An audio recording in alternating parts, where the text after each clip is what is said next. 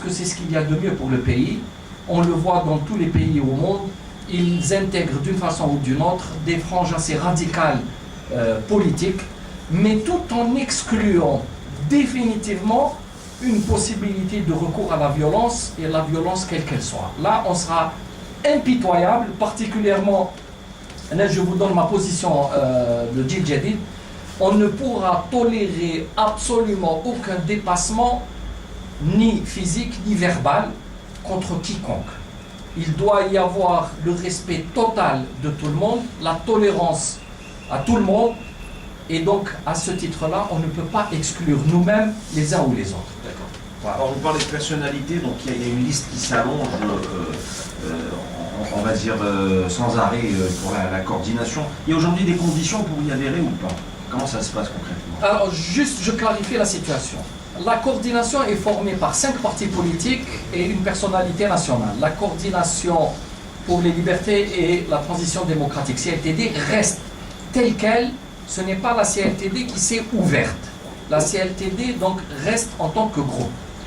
Nous avons par ailleurs un autre groupe de partis politiques sous le label le pôle du changement. Il y a là aussi un certain nombre de partis politiques et de personnalités nationales. Mais il y a aussi d'autres partis politiques qui ne s'intègrent dans aucun pôle, dans aucune structure. Et enfin, il y a plusieurs représentants de la société civile, également de certaines structures civiles ou universitaires. Donc, c'est l'ensemble qui fait cette instance de consultation. Nous parlons en tant que parti politique de différentes obédiences, en tant que structure regroupant un certain nombre de partis, mais aussi avec des représentants de la société civile. C'est ça qui fait la particularité de cette démarche-là. Donc nous ne voulons pas, encore une fois, formaliser un projet politique commun.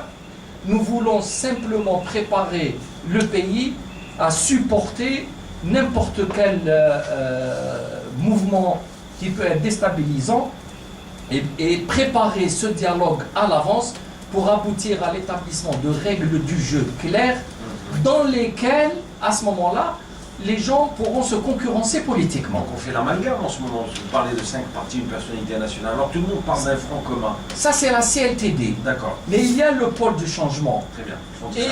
Qui sont différents dans leur démarche. Mais le tout s'intègre dans une structure ou une suprastructure qui est une structure de consultation, encore une fois. Donc ce n'est pas une structure où nous avançons à créer je ne sais quel programme commun ou autre. Là, il faut se respecter dans ses identités. On ne peut pas s'associer tous sur une même direction, parce que si on doit ouvrir des dossiers de programmes gouvernementaux ou de projets de société, là, les divergences vont réapparaître, bien entendu. Donc ce qu'on veut, c'est s'entendre sur les grands principes d'un état de droit et ensuite laisser la scène politique se décanter normalement. D'accord. Des questions? Est-ce qu'il y a des questions dans l'assistance? Alors, oui, pardon. J'entendais monsieur parler de la conférence de Zeralda. Vous vous présentez s'il vous plaît? Je suis CSM citoyen, je suis journaliste. J'ai assisté à cette conférence, enfin pour moi ça n'engage que moi, oui. C'était un fiasco total. C'était un fiasco dans le sens où les gens n'apportaient pas de solution.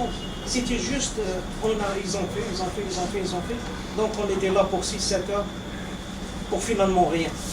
La preuve, il y avait un prof d'université que vous avez invité, qui vous a dit de ne plus m'inviter à ces conférences-là, parce que ça n'apportait pas de solution. C'était juste, ils ont fait.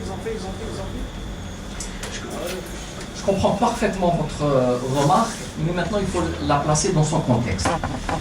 L'Algérie, depuis son entrée dans le multipartisme, je ne dis pas la démocratie, mais depuis 89, avec la constitution du 23 février, il y avait la possibilité de créer à ce moment-là les associations à caractère politique. L'Algérie, depuis ce temps-là, n'a pas eu l'occasion de voir une opposition se parler dans son ensemble. Ensuite, nous avons traversé une longue période très trouble, les années 90, où il y a eu malheureusement combien de dizaines de milliers de morts. Je ne sais pas s'il y a un chiffre officiel, on entend parler de 150 000 ou 200 000 morts. Je ne sais pas si ça correspond à la réalité, mais il y a eu une très grave crise très profonde. Ensuite, la venue de M. Bouteflika a fait que les partis politiques étaient soit d'une façon ou d'une autre intéressés par le pouvoir et ses avantages, ou alors c'était aller vers la fermeture totale. Donc il n'y avait plus d'opposition. Comment voulez-vous, en un clin d'œil, recréer, faire une conférence pour arriver à des solutions? Il ne faut pas il faut pas penser au miracle. La symbolique de Zeralda était que des gens extrêmement différents ont accepté de s'asseoir côte à côte sous le même toit. C'était ça la symbolique de Zeralda. En plus, il y avait un document. Si vous lisez le document, vous verrez qu'il est très important et qui ouvre une perspective. Bien sûr, on ne peut jamais contenter tout le monde. Il y avait 600 personnes. Les conditions même de réunion étaient très difficiles. On avait voulu nous offrir une salle qui soit au moins climatisée, mais on a dû batailler pour avoir cette autorisation et nous parquer tous sous une tente, sous une chaleur torride. Donc les gens sont restés là pendant 6-7 heures. C'est que c'était important. Il est important aussi pour démarrer un processus que les gens parlent. Il faut que les gens parlent et que les autres les écoutent. Et là, on ne pouvait pas, à l'avance, ficeler quelque chose et obliger les gens à dire la même chose. Et on ne peut pas travailler dans des conditions pareilles. Donc, c'était le déclic psychologique. Voilà ce qui était recherché et je pense qu'on l'a atteint à 100%. À partir de là, ça a permis d'aller vers l'installation de l'ICS, l'instance de consultation et de suivi. Elle a commencé maintenant, elle est là, elle existe, elle commence à produire des communiqués, elle donne aujourd'hui un sentiment d'apaisement aux gens parce qu'ils comprennent que si les choses venaient à mal tourner, l'opposition ne va pas se tirer dans les pieds et que nous commençons à se parler.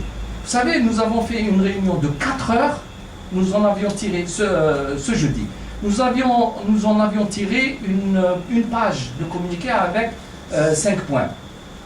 Ça ne semble rien, mais pendant les 4 heures, on s'est entendus les uns les autres, on se comprend mieux les uns les autres, chacun a avancé son analyse. C'est ça qui manquait. Donc, ne soyons pas pressés. Vous savez, les Algériens ont cette tendance à vouloir faire, dans un seul geste, gagner le loto.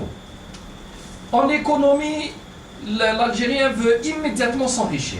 Il veut faire une opération, il dit un conteneur, il achète la villa, comme on disait à un moment, la villa, la Honda et le mariage qui suit. Bon, ce n'est pas possible. Les Algériens doivent apprendre à travailler avec le temps. On doit apprendre à se projeter dans l'avenir et à construire. Ça d'ailleurs, on aurait pu aborder ce thème-là, parce que lorsqu'on fait des critiques au pouvoir, le pouvoir, lui,